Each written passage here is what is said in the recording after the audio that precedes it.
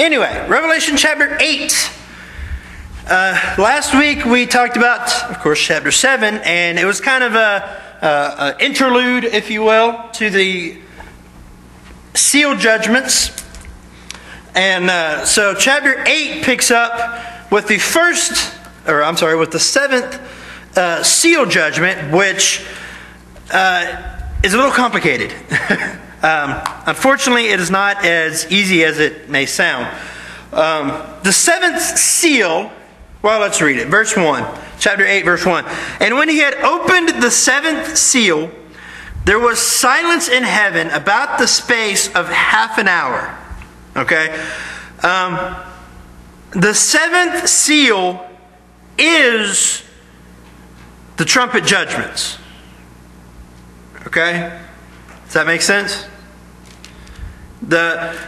Remember when we talked about the first 6 seal judgments, and Christ would open one of the seals and an event would happen or something would take place?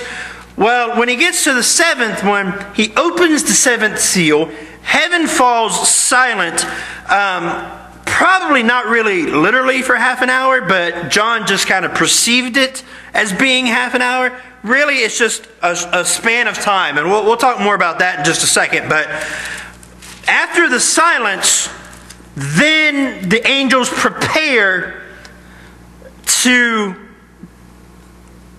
blow the trumpet judgments. Okay?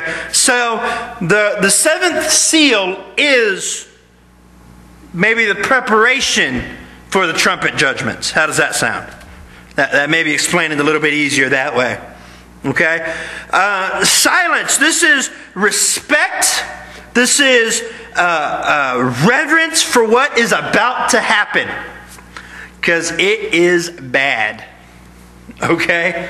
It's bad. We're just going to talk about the first 4 trumpet judgments tonight. And at first I was like, why would you split that up? There's 7 of them. Why would you split it up? But there's a reason for it, and when we get down to verse 13, I'll talk about the reason for the split. But there is a reason that they split it up 4 and 3. Okay, so just bear with me on that. But remember in chapter 5, I believe it was 5, and chapter 6 and chapter 7, heaven was described as what we would call noisy. Okay? Very positive, joyful noise, praising God and Christ, but yet loud. Okay? Noisy. There's a lot of people worshiping and praising, and it would almost see, from our standpoint, looking onto it, it almost looks and sounds like it's going to be kind of chaotic. Now, I'm sure it's not going to be, but the perspective and the perception is that it's going to be a little bit chaotic. So, Christ, in the midst of all these beings worshiping Christ and the Father who sits on the throne, Christ opens the seventh seal and everything falls silent. Can you imagine that picture? Observing that? And the word picture here is just something to be seen or something to be respected. Just loud and worship and praise going on, and something happens and just silence. That's going to be something to see. But it's a show that God, even in heaven, even with all of this worship and praise and what we perceive as almost chaotic, when Christ does something, it takes notice. It takes center stage, if you will. Attention is drawn. The worship and the praise, we get the picture here that the worship and the praise of Christ and of the Father stops. And is all eyes, if you will, are on Christ and what is about to happen. Okay? Why? Well, because what's about to happen is to be seen by all that are there. Okay, so let's go on. Verse 2. And I saw the 7 angels which stood before God, and to them were given 7 trumpets. Okay, there are 7 trumpet judgments. Now, this angel, notice here that John writes, and I saw the 7 angels. It's kind of a little word. The, 3 letters. Can be very significant. And here it is. The 7 angels which stand before God. This almost, or not almost, this does lead us to, there's something different about the 7 angels that are standing there. It's very possible that the whole purpose that these 7 angels were created was to stand and be given these trumpets and to blow these trumpet judgments. It's very possible that that's the whole point, that those 7 angels exist.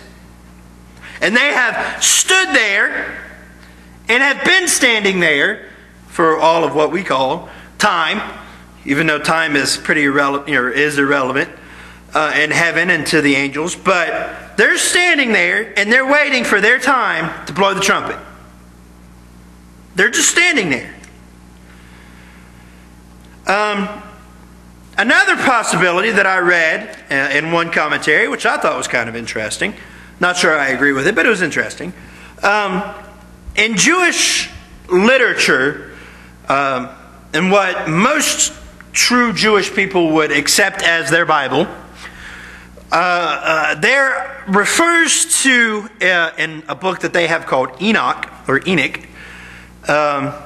7 archangels. So it's possible that those 7 archangels are the ones that are standing there to blow the trumpets. Still being a very specific, very special group of angels. Okay? Which that does hold water, if you will, because Gabriel, what do we know about Gabriel? That he is going to do what? Blow the trumpet. So, it's possible. Okay? That is an idea. Okay, so 7 angels, 7 trumpets.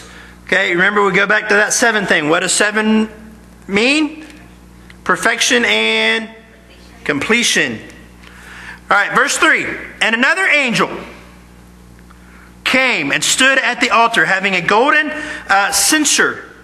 I'm not sure how you pronounce that, but that sounds good. Censer. And there was given unto him much incense, that he should offer it with the prayers of all saints upon the golden altar which was before the throne.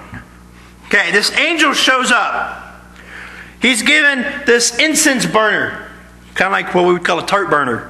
Okay, so it's a little candle thing that you put incense on and it burns and melts and smells good. Okay, that's what a censer is. He's given one of these, and he's given a bunch of incense. And he is given the prayers of all the saints. And he is told to go to the golden altar, burn the incense, mix it with the prayers of the saints, then burn the incense, and let it rise up to God. So our prayers are stored in heaven. He is presenting these on the altar. What do you present on an altar? What's the whole point of putting something on an altar? Where does it go? As a sacrifice to who? God. Okay? So he is offering these prayers and this incense up to God on the altar. Okay?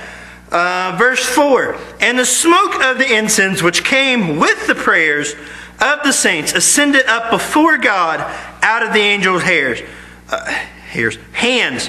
Our prayers go to God. Okay, these are more than likely the prayers for justice and for righteousness and for revenge or vengeance, if you will.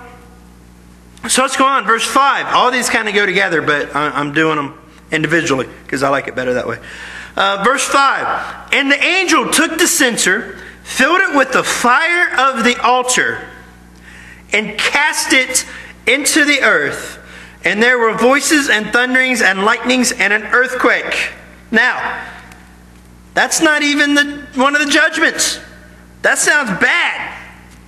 Okay? This is what happens. This is this word picture. Okay?